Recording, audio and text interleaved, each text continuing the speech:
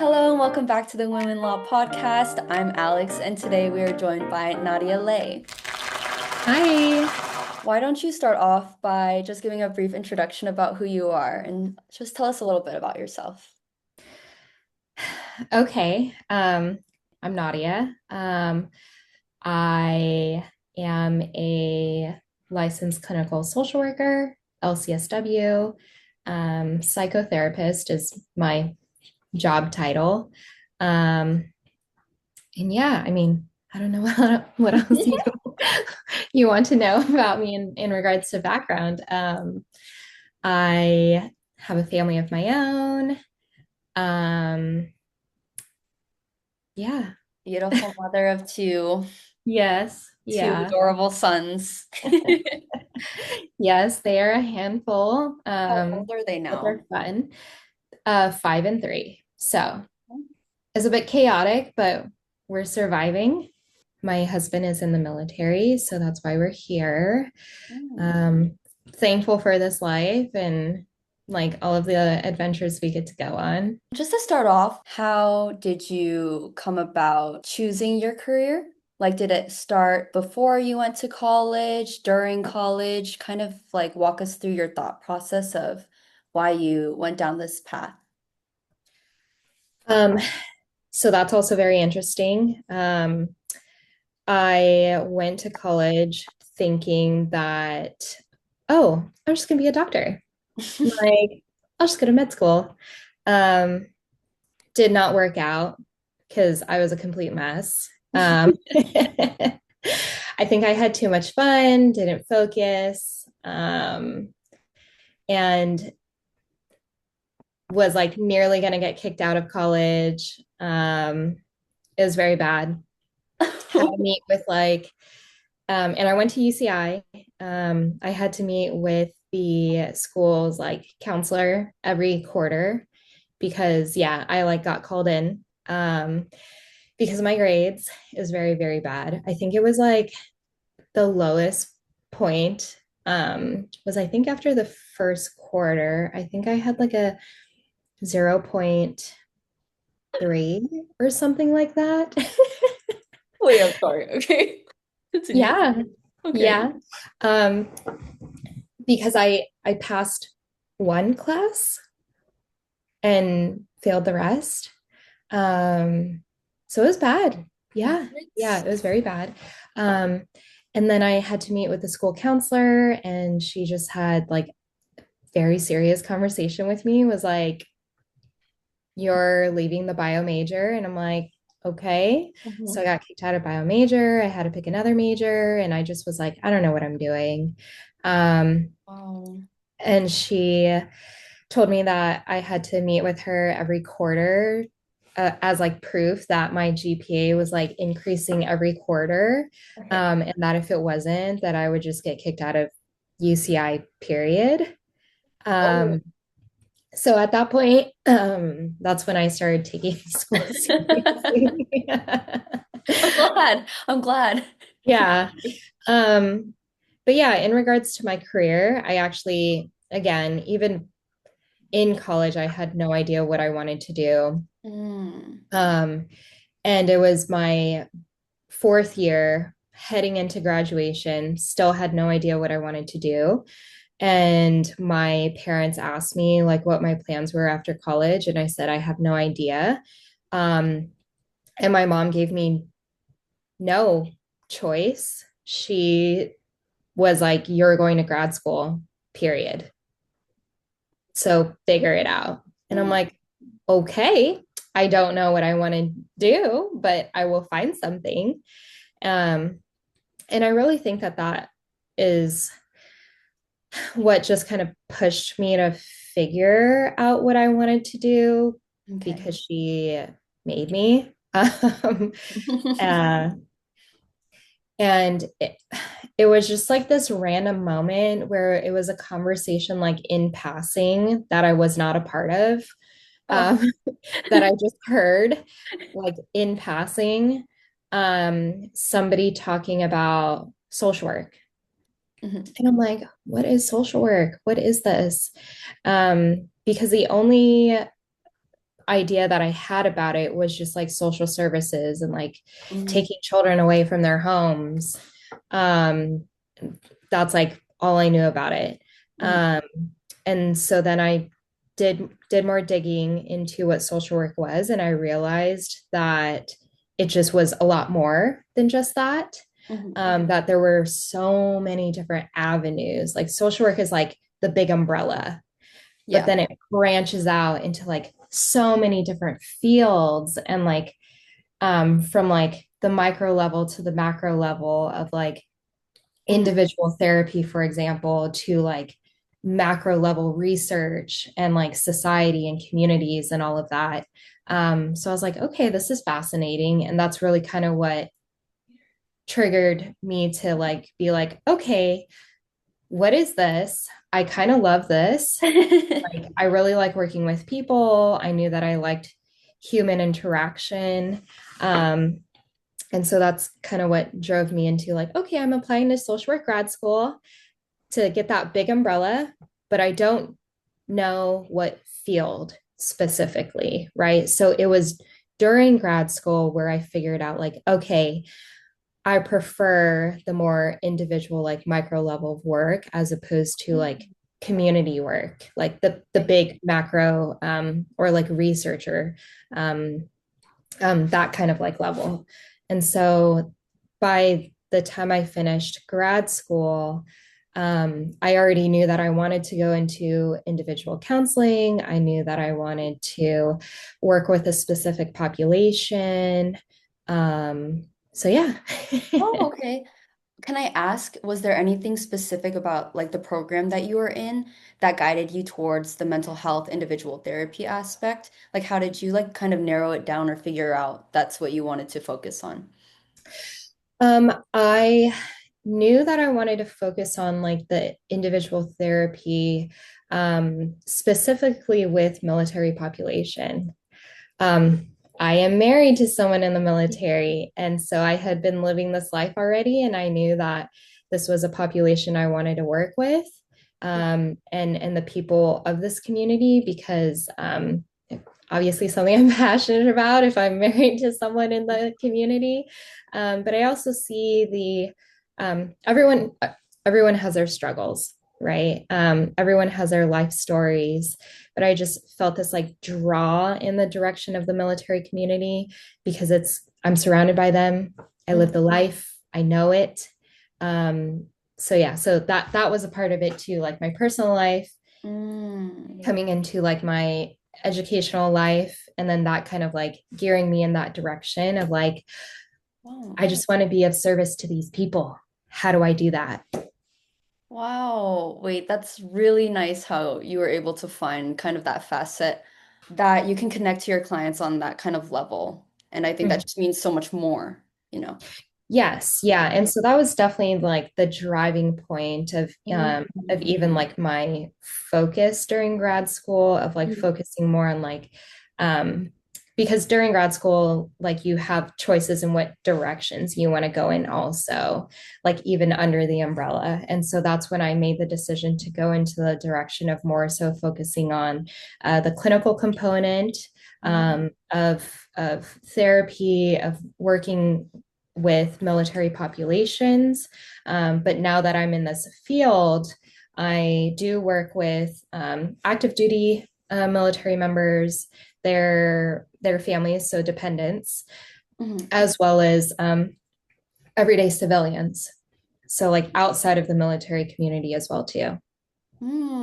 That's so interesting. I never knew that like you had that specialization, but it just makes sense. It makes sense for you, but that's cool. Mm-hmm. I think that applying to grad school, it was just more so like, okay, well, my mom is making me. Hmm. I found a field. I'm going to grad school. Um, Relatable. yeah. And but it wasn't until like I did the research of the program of what the field was where I was like, I'm very intrigued. I'm very interested. This is very fascinating. I started to feel that like that flame Mm. of like, okay, I'm going to grad school for this. this is exciting. Okay. Mhm. And of course, like also not knowing like what it would look like in the end, Yeah. just because it is very broad, right? There are social services on so many different levels. Like you could be a counselor for a corporate company. Hmm. Like you could go into like HR components or community level, like social services in the community. You could be working with um, like homeless populations on that kind of like macro level within the community, child programs. Like there's just so many different options. You can work in the hospital. I worked in the hospital setting after grad school. I was a hospital social worker, and Oh, so I really was exposed to a lot of the different levels of patient care, from the emergency department to the ICU. mm. um, and that's kind of where I stayed for a bit, was in the ICU for a while, and then transferred to oncology. Oh, cool. Yeah. Interesting. Hmm. Hmm. Okay. For the people that don't really know what a licensed clinical social worker does in like outside of individual therapy, I think this is really helpful for them to kind of understand there's so many different careers as like in this field. So, Yeah, nice. absolutely. And especially within like the hospital setting, the role of the social worker is to not just provide that emotional support component, to the patients, to the families, to children, um, but they're also there as access to resources as well too. So Mm. they work hand in hand with the case managers, the nurses, like all the teams to help with the discharge planning, like getting a patient home, whatever supportive needs that they need to get home, um, to like palliative care, hospice social workers. Like even within the hospital setting, there's different types of social workers and all of the roles that they have. Okay, okay. That's really cool.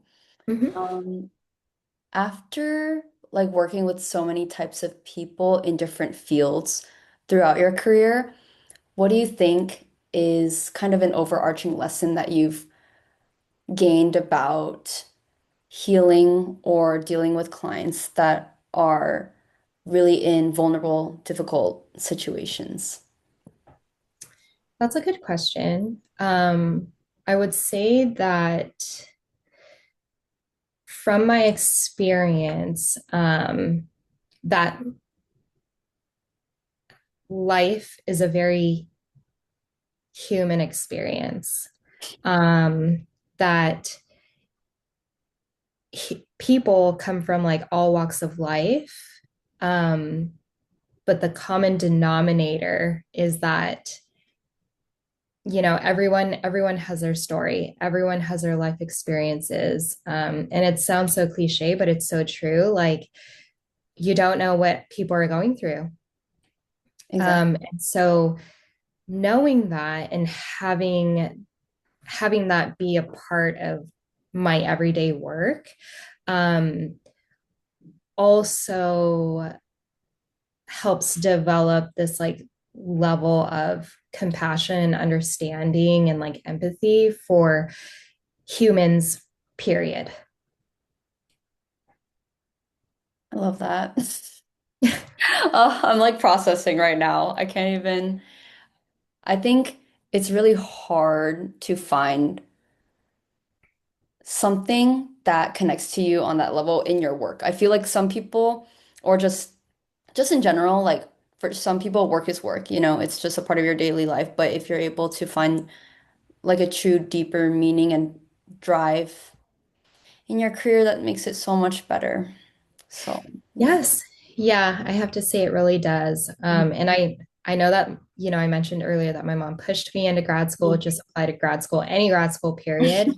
Um, but I think that like one thing that I want to note is that yes, they pushed me into some kind of schooling.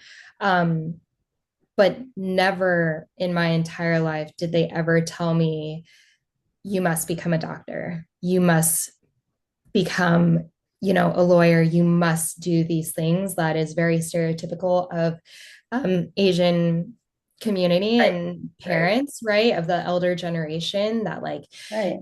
you have to become this. And I Um, feel like that's just their idea of security for their children. Like you're gonna go into this career, yes. they just want the best for us, but Yes, yes, yes, which is also it's understandable, right? Because a lot of the older community and generations immigrated, right? So that's obviously another whole topic of conversation, but like there's also that level of understanding that like they went through what they went through, and so it's not surprising that they just like want more, right? But obviously there's a way to communicate, right? Um, but I am thankful to my parents for never forcing me and like pushing me or like, just yeah. ingrained into my mind that like your only option in life is to become a doctor, for example. So then why did you want to become a doctor going into undergrad? That is a good question. I just love kids. Okay. Okay. I just I just love kids and I have such a soft spot for them. Um and I just was like always around like just medicine in general, and I just thought like, oh, like I'll just become a doctor. Like my parents never told me go into medicine. Yeah. But it was just always like, oh, like if I love kids and I love medicine, like I'll just become a pediatrician. And that's actually the more specific route I wanted to do, is specifically become a pediatrician. If that was an option to me, clearly it wasn't. Um, as I learned very quickly.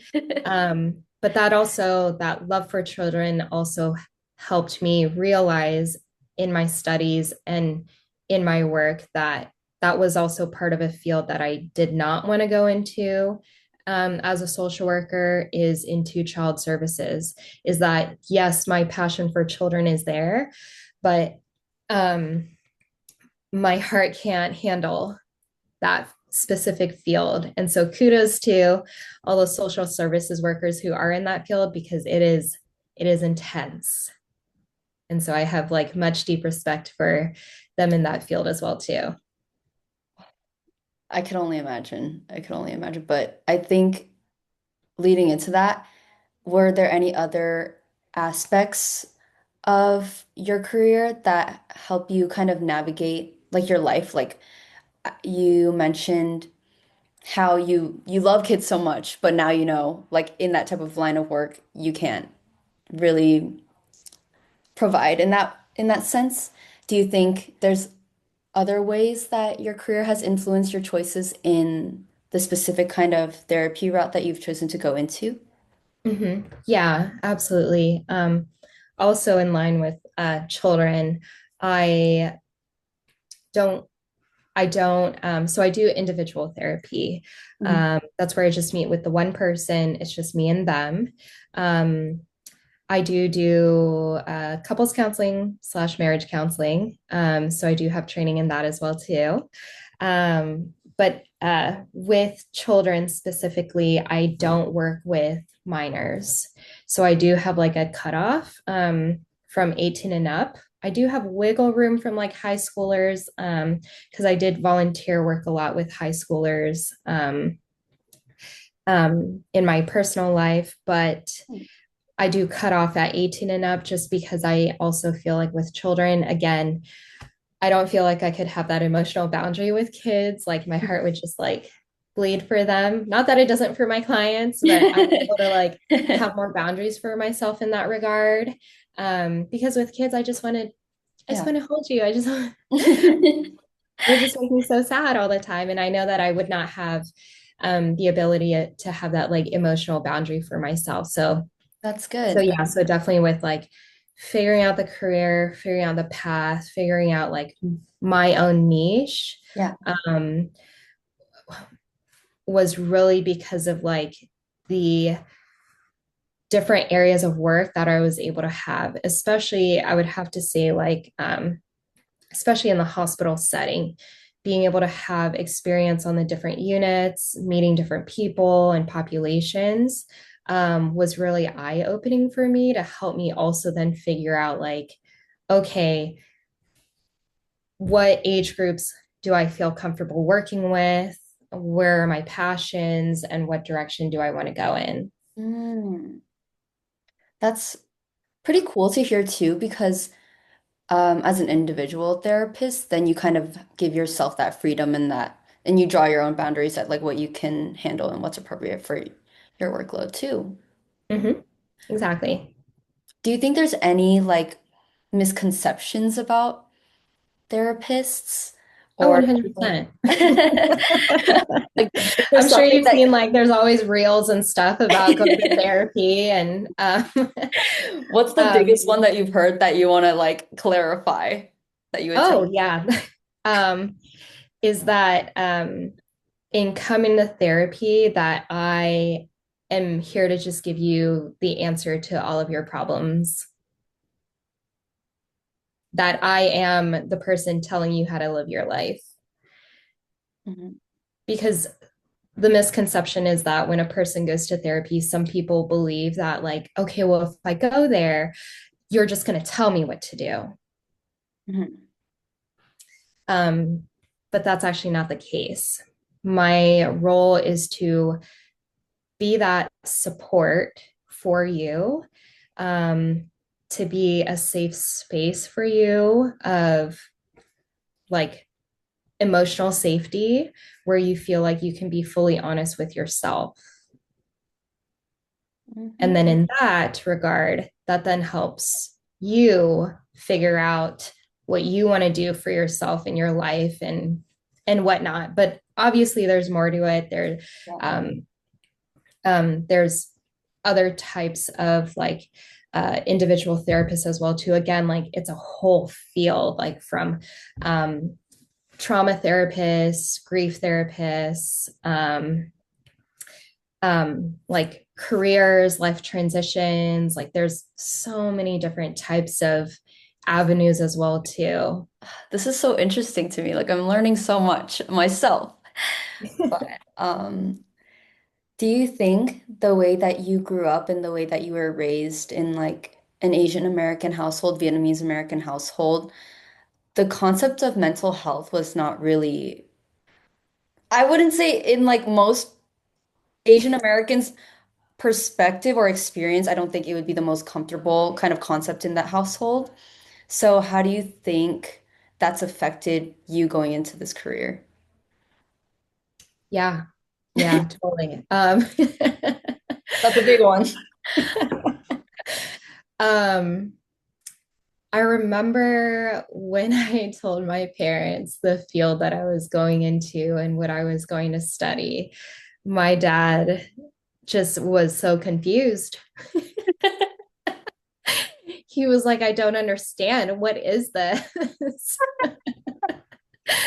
And for a while, it took him a long time to like actually get it, like Like what the the purpose idea was. of it. Yes, Okay, the wow. ideal of it, the idea of it, the concept of it, what it is, what it does for people.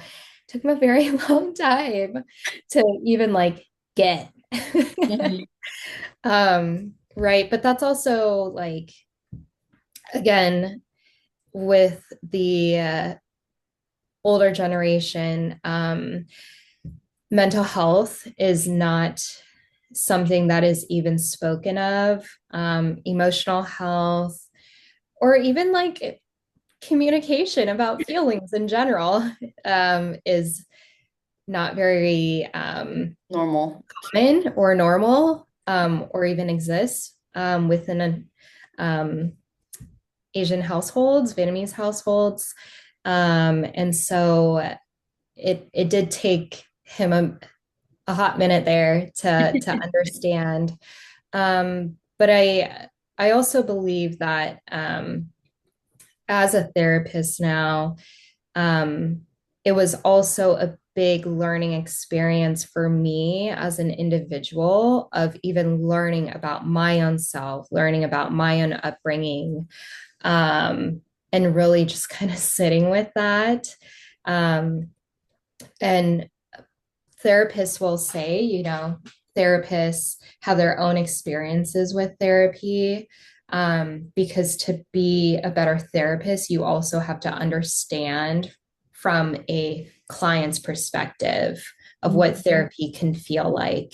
And so that's also very common as well, too, for therapists to go through their own therapies as well. Because again, it's a very human experience, life. Um, and something that I also will explain to all of my clients is that like this idea of like mental health um, has this like negative air about it, right? That there's something like wrong with you, right? Especially in the Vietnamese community, like are you like ill? Like is there something wrong with you? Like the concept is like not grasped, like there must be something wrong with you, like it's Yeah. something that's bad. But it's not, because it's mental health is brain health, right? Mental, brain, right? Brain health. Um, it's the health of your mind, right? If I'm just going to try and put it as simple as possible, Yeah. it's the health of your mind. I think that's a great way to put it, honestly, for anybody at any age to understand. Even people my age, our generation, I feel like there is still a negative connotation and air about seeking therapy, being open about how we feel. Cancel culture obviously is a huge influence on that too, how we think about our own beliefs, sharing our own beliefs, and that ultimately affects us in more ways than people probably realize and want to admit. But I think that's a great way that you put it. Our brain health. Mm-hmm. Do you think being a daughter of Vietnamese immigrants, being raised in that kind of no mental health, no emotional um, communication household, do you think you're gonna change that a little bit in your own family and how you like raise your kids as well? What do you think is kind of Mm-hmm. your perspective on the culture of how you want to raise your family? Mm-hmm. Yeah, 100%. As a parent, um, I am now giving them a very different experience of life and experience with emotional health than what I grew up in. Um, I'm not trying to jab my parents or anything like that, because they're probably going to see this video, but they did what they could with the knowledge that they have. For I have a brother. For my brother and I, right? You do it with what you can. So I can understand that. Um, I think that also now with media, right? Social media, just this like massive source of information and resources out there. And of course, mental health being brain health, being very much normalized, is that on the individual level with my own family, um, yes, I do talk to my children about their feelings all the time. We have feelings charts, we have charts for coping strategies. Um, yes, I love we talk that. about our feelings. Yes. So there's a lot going on here in this household, right? From what do we do when we feel sad? How do we communicate that? What do we do when we feel angry? And how do we communicate that? How do we process it? Um, how do we regulate our emotions when we feel angry or frustrated, or whatever it is that we're feeling, right? Crying is allowed and encouraged in this household. It is never shamed here. um, Allowing them to sit with their feelings is a big one, Okay. so that they know what it feels like, so that they know how to process it, how to get move themselves through it, as opposed to feeling ashamed by it or feeling told that they shouldn't feel that way. Um, that's not something that I practice in my household. So we're definitely very big on emotional intelligence here. And um, I tell my husband all the time, like, as a parent, like, whatever you do with your life is up to you. However you want to live your life is up to you. My only goal in this life with them is to make sure that they grow up to be kind human beings, to have emotional intelligence, and just kind of like share that and spread that. Oh, Um, yeah. oh, So it is a learning experience though, you know, for my husband and I, because he is Vietnamese, and the environments in which we grew up in, you know, did not have the conversations about feelings and really how to deal with them and cope with them. And so it is something that, you know, we're learning. We're learning how to be parents. We're yeah. learning how to raise kids in the society, but we're also learning about our own upbringings and how to now cope with that ourselves so that we don't now throw that onto our kids, Right. like our own traumas onto them, and really regulating ourselves so that we can give them the best opportunities in life of just emotional safety and just feeling safe with us. That's like the foundation. The best foundation that you can give them is to be safe within themselves and who they are, then to Mm-hmm. better go out into the world and know that no matter what happens to them, they know who they are and what they believe and how they feel and know how to navigate life.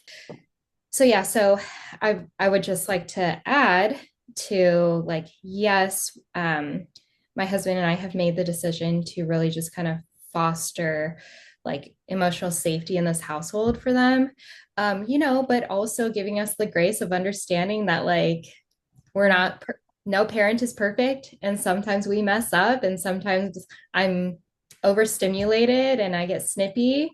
Um, just like every parent does. But um, one of the most important things in the relationship with the children, or even just relationships in general, is to repair, to say, like, hey, bud, like, I'm sorry I reacted that way. Um, I'm trying to be a better mom. Like, This is I'm probably still learning foreign. too. This is probably foreign to all kids like my age. Yes, yes. So there is a lot of taking ownership and like repairing in this household as well too. So we're definitely not perfect parents or perfect human beings in any way at all. And we're just like learning as we go along. But I that's like my only hope for them, is to just be kind people. Love that. Love that. You're already starting them at a very much better emotional position than I think a lot of Vietnamese American kids grew up with. So Yeah, I mean, like, even adults, right? Even adults. adults. Yeah. And again, I think that going into the therapy setting, like, as a client, like, it's not going to be comfortable, right? Because anything that is foreign, anything that is like not learned or experienced, is going to feel uncomfortable. Right. Um, and that's normal. Mhm. That's to be expected. But the more you do something, such as talking about your feelings, um, the more comfortable and normal it becomes. Like Just everything. like if a person doesn't know how to ride a bike, if they don't know how to ride a bike, it's going to feel weird and uncomfortable and kind of wonky a little bit until they get the hang of it, and it becomes normal to them. Yeah. Like everything. I think it just takes time getting used to. You get comfortable at it and then it becomes more normal, like it should be. Mhm. But I think to wrap it up, what do you want to share, like in one message, with the younger generation today that is struggling with their their life, stress, anxiety, self-doubts? What do you think you would say to them in like one sweet little message? Ooh, one little message. Yeah. Um, hmm. Okay. Um, you don't have to do it alone. Yeah. You don't have to carry your thoughts and your worries alone. So find a therapist. That's great. Thank you so much for your time and sharing everything that you did with us today. Really appreciate your insight, and I think it's something very valuable that a lot of younger generations, adults now, even today, are still learning and still figuring out, talking about our feelings and our emotions, but it's just important for everybody to know. And I appreciate your time sharing your experience with us Yes, yes, of on a course, of small course. podcast. You're welcome, and thank you for having me. Of course. Thank you. See you next time.